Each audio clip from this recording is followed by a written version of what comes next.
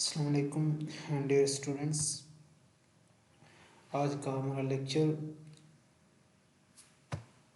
जो कि Graham Smith process in जो इनर प्रोडक्ट के हवाले से हम जो चैप्टर डिस्कस कर रहे हैं ये उसी से उठाया गया एक टॉपिक है ग्राहम स्मिथ प्रोसेस। आप लोग इसको लीनियर अलजेब्रा के अंदर भी डिस्कस कर चुके हैं। ये क्या होता है हमारे पास कि हम सबसे पहले देखते हैं कि हमारे पास ये प्रोसेस किसी भी हमारे पास बेस को ऑर्थोगोनल बेस को ऑर्थोनॉर्मल बेस बनाने के लिए इस्तेमाल होता है। इसको हम यूज़ करते हैं। सबसे पहले हम देखते हैं बेस क्या होती है। अगर हमारे पास कोई भी सेट एक्स है और उसका सबसेट आप लोग ले रहे हैं, एस सेट सबसेट ले रहे हैं, S X one X two X N तक, N linearly independent of set of vector है।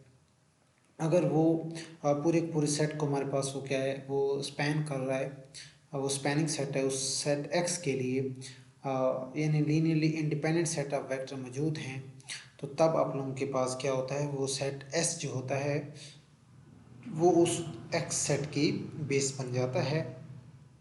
तो यहाँ पे भी हमारे पास अब ये एक्स सेट है, N dimension, let X be N N dimensional inner product space है ये। अब यहाँ पे इनर प्रोडक्ट के हवाले से हमारा टॉपिक चल रहा है, सेक्शन चल रहा है। तो एक्स हमारे पास इनर प्रोडक्ट स्पेस है और ये आप लोग सेट ले रहे हैं। ये सेट आप लोगों के पास ये बेस है सिंपल, ये हमारे पास बेस बन रही है इस सेट एक्स की। तो हमने अगर इसको ऑर्थोगोनल बेस बनाना है, ऑर्थोनॉर्मल बेस बनाना है, तो इसकी ऑर्थोनॉर्मल बेस को हमने u1 u2 और un तक रिप्रेजेंट कर दिया है। इसके बाद नेक्स्ट अब हम ये प्रोसेस हम कैसे यूज़ करते हैं। सबसे पहले हम देखते हैं कि हमारे पास उसका जो फर्स्ट एलिमेंट है वो कैसे होता है। वो होता है u1 is equal to Y one over Y नॉम। अब देखें y1 कहाँ से आएगा। अब देखें हमें x1 दिया हुआ है तो y1 हमारा x1 होगा और y2 हम कैसे निकालेंगे x2 में से x2 एंड u। और u जब देखें y1 आप यहाँ पे यूज़ करेंगे तो यहाँ से u1 आ जाएगा और u1 को फिर हम जब इधर पुट करेंगे तो यहाँ से हमारे पास y2 आ जाएगा और इसी तरह फिर y3 भी आ जाएगा और y4 भी आ जाएगा और इसी तरह हम क्या yn तक पहुँच जाएंगे। yn हमारे पास xn minus I is equal to 1 to n। अब इसी प्रोसेस को यानी यहाँ पे x1 था, x2 था, फिर x3 और xn आ जाएगा। यहाँ पे x2 था, फिर x3 और xn आ जाएगा। यहाँ पे u1 और हमने इसको i से रिप्रेजेंट कर लिया है, डिनोट कर लिया i is equal to n। और एक और चीज़, अगर डायमेंशन n है यानी बेस के अंदर n एलिमेंट आप लोगों के पास आ रहे हैं तो आप लोगों ने देखें yn यहाँ पे समेशन जो लेना है i is equal to n minus one तक, यानी एक वेक्टर उसमें से कम लेना है, कम तक आप लोगों ने, यानी अगर 6 वेक्टर हैं तो i is equal to 1 to आप लोगों ने 5 तक लेना है। यहाँ पे हमारे पास 7 आ जाएगा ui। इसके बाद हम एक एग्जांपल देखते हैं इस प्रोसेस के related. Use the Graham Schmidt orthogonal process to find an orthonormal basis for space. Orthonormal basis बच्चे उसके अंदर हमारे पास दो ही कंडीशंस हम यूज़ कर रहे होते हैं। नंबर वन कंडीशन ये होती है कि जैसे हमने u1 u2 और u2 को ऑर्थोनॉर्मल बेस कहा था तो ऑर्थोनॉर्मल की दो कंडीशन होती हैं, ऑर्थोगोनल प्लस नॉर्म 1 हो उसका, तो तब वो ऑर्थोनॉर्मल कंडीशन बन जाती है। तो मीन वो हमारे पास ऑर्थोगोनल भी होने चाहिए, उनका डॉट प्रोडक्ट u1 और u2 का इक्वल टू भी 0 आना चाहिए और साथ साथ u1 का u2 का और un3 का नॉर्म भी इक्वल टू 1 आना चाहिए। तो ग्राहम स्मिथ प्रोसेस को आप लोगों ने यूज़ करते हुए आप लोगों के पास देखें ये वेक्टर दिए हुए हैं। ये हमारे पास जैसे वहाँ पे हमने x1 कहा था, इसको x2 कहा था और इसको हमने x3 कहा था। ये सिंपल कोई बेस हमें दी हुई है।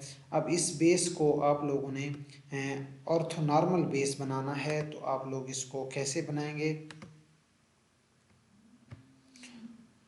तो इसके लिए हम इसको देखते हैं हम कैसे इसको यूज़ करते हैं। ये हमारे पास x1 है, हमने इसको कह दिया, इसको x2 कह दिया और इसको हमने x3 कह दिया है। इसके बाद नेक्स्ट हमारे पास ये बेस है फॉर एक्स और ये एक्स के लिए बेस थी, तो हमने इसको u1 u2 और u3 के अंदर कन्वर्ट करना है, जो कि वो भी एक्स के लिए ही बेस होनी चाहिए। तो सबसे पहले हम देखते हैं कि हमें वहाँ पे एक्स नॉर्म चाहिए होता है, और हम जानते हैं कि अगर एक्स नॉर्म का स्क्वायर हो तो हम उसको इन उनके एक्स की सॉरी यहाँ पे हमारे पास यहाँ पे x2 लिखा हुआ है, यहाँ x2 नहीं आना चाहिए, यहाँ पे हमारे पास x1 नहीं आना चाहिए। x1 और x1 की इनर प्रोडक्ट का स्क्वायर रूट जो होता है वो x1 के नॉर्म के इक्वल होता है। अब यहाँ पे हम x1 यूज़ करेंगे और यहाँ पे भी x1 यूज़ करेंगे। तो अब जब आप इसको ओपन करेंगे तो इनर प्रोडक्ट क्या होता है, बेसिकली उनके जो कंपोनेंट होते हैं उनका डॉट प्रोडक्ट होता है। यहाँ पे हमारे पास 1.1 प्लस ये इससे, फिर 1.1 प्लस 0.1, फिर 1.1। तो यहाँ से x नॉर्म स्क्वायर जो है आप लोगों के पास क्या आ जाएगा, x1 नॉर्म स्क्वायर 3 के इक्वल आ जाएगा। अगर आप लोग x1 नॉर्म निकालना चाहते हो तो वो हमारे पास 3 स्क्वायर रूट आ जाएगा। अब हमने फाइंड करना है कि y1, हम जानते हैं कि हमने कहा था कि जब हमने उस प्रोसेस को डिस्कस किया था तो y1 हमारे पास x1 था। तो u1 हम कैसे फाइंड करेंगे, we find u2 for y2, यानी हम ना u2 को फाइंड करेंगे, उसके लिए हमने सबसे पहले y2 को फाइंड करना है, और y2 के अंदर हमें u1 चाहिए होता है, तो इसलिए हम सबसे पहले यहाँ पे u1 फाइंड कर रहे हैं। u1 हमारा क्या है, x1 ओवर x1 नॉर्म। अब x1 क्या है, ये ऊपर हमने लिखा है, और हमारे पास x1 नॉर्म हमने लिखा है कि ये 3 स्क्वायर रूट आ जाएगा। अब हमारे पास देखें यहाँ पे x2 भी आ गया है, x2, और हमारे पास u1 भी आ गया है।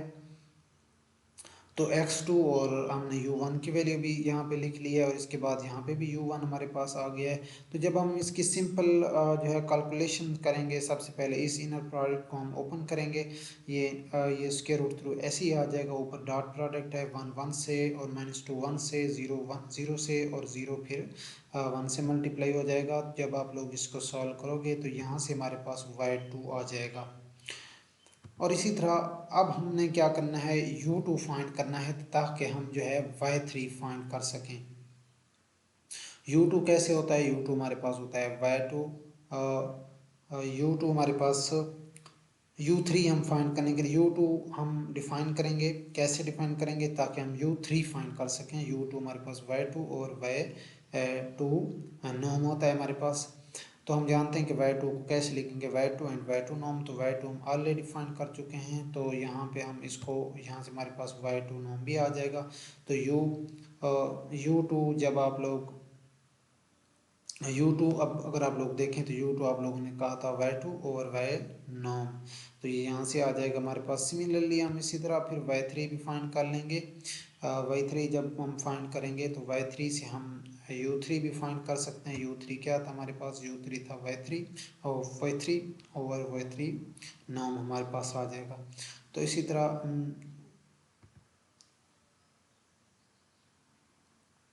तो u3 u1 और u2 ये सब हम फाइंड कर लेंगे। अब देखिए हमारे पास क्या है, u1 u2 और u3 ऑर्थोनॉर्मल बेस बन गई है। ये सब स्पेस जनरेटेड बाय, और ये कौन सी बेस है, ये कहाँ से, ये जो हमने x1 और x2 और x3 ये जो बेस हमने लिखी हुई थी, ये उस बेस से जनरेट की गई है। इसके बाद नेक्स्ट अब देखें, और एक और चीज़ कि हमारे पास u1 और u2 और u3, आप इसको चेक भी कर सकते हैं कि u1 का नाम भी 1 आ जाएगा, u2 का नाम भी 1 आ जाएगा, u3 का नाम भी 1 आ जाएगा। और साथ में अगर आप लोग पेयर वाइज इनकी इनर प्रोडक्ट लेते हैं तो ये भी 0 के इक्वल आ जाएगी। इस वजह से हम इसे कहेंगे कि ये हमारे पास u1 u2 और u3 जो है ये इनर प्रोडक्ट स्पेस है, ये हमारे पास ऑर्थोनॉर्मल बेस है।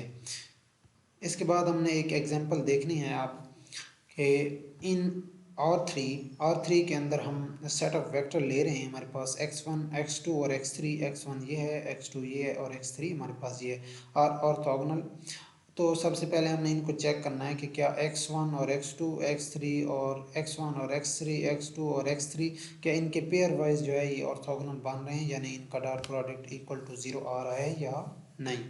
इसके बाद एक और चीज़ हमने चेक करनी है कि क्या find the corresponding set of orthogonal set of orthonormal set of vector.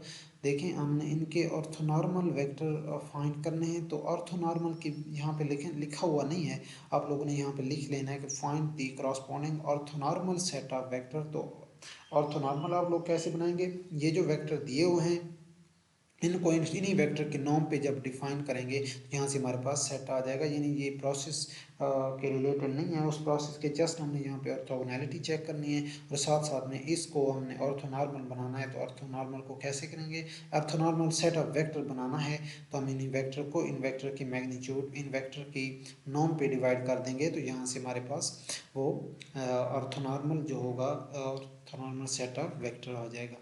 इसके बाद नेक्स्ट सेक्शन के अंदर ये एग्जांपल हमारे पास है। इस एग्जांपल को आप लोगों ने खुद सॉल्व कर लेना है by using Gram Schmidt process. ये हम कैसे करेंगे, let X be three dimensional inner product space है। अब यहाँ पे x1 दिया हुआ है, x2 दिया हुआ है, x3 दिया हुआ है। अब यहाँ पे ये देखें और x1 ये यहाँ पे वैल्यूज़ इनकी लिखी हुई नहीं है। x1 की वैल्यू आप लोगों के पास, अब यहाँ पे हमारे पास x1 की जो वैल्यू है x1 की वैल्यू हमारे पास यहाँ पे 1 है और x2 की वैल्यू हमारे पास यहाँ पे x है और x3 की वैल्यू हमारे पास x स्क्वायर है। देखें x1 की 1 है, x2 की x है, x3 की x स्क्वायर है। x1 की 1 है, x2 की x है और x3 की x स्क्वायर है। यहाँ पे इनकी वैल्यूज़ नहीं लिखी हुई तो आप लोग इनकी जगह इनकी वैल्यू भी लिख लेंगे। और यहाँ पे इनर प्रोडक्ट एफ और जी दो फंक्शंस हैं, उनकी इनर प्रोडक्ट आप लोगों ने कैसे डिफाइन करनी है, क्योंकि यहाँ पे क्यों इनर प्रोडक्ट, पहले हम u1 और u2 लेते थे, वेक्टर होते थे, तो अब हमारे पास यहाँ पे वेक्टर जो हैं वो इन फॉर्म ऑफ हमारे पास अलजेब्रिक एक्सप्रेशन है, तो इस वजह से हम यहाँ पे इधर फंक्शन ही ले रहे हैं। तो इनकी इनर प्रोडक्ट को आप लोगों ने ऐसे डिफाइन करना है, क्लोज इंटरवल हमारे पास -1 to 1 के ऊपर, और ये इंटीग्रल के फॉर्म के अंदर दिया हुआ है -1 to 1 एफ एंड जी, इनका इनर प्रोडक्ट ऐसे डिफाइन की हुई है। तो आप लोगों ने इनको ग्राम स्मिथ प्रोसेस को यूज़ करते हुए आप लोगों ने इसको ऑर्थोनॉर्मल बेस बनाना है। किसको ऑर्थोनॉर्मल बेस बनाना है, ये जो आप लोगों के पास ऑर्थोगोनल बेस दी हुई है आप लोगों ने इसको ऑर्थोनॉर्मल बेस बनाना है। Thank you so much, welcome to my channel.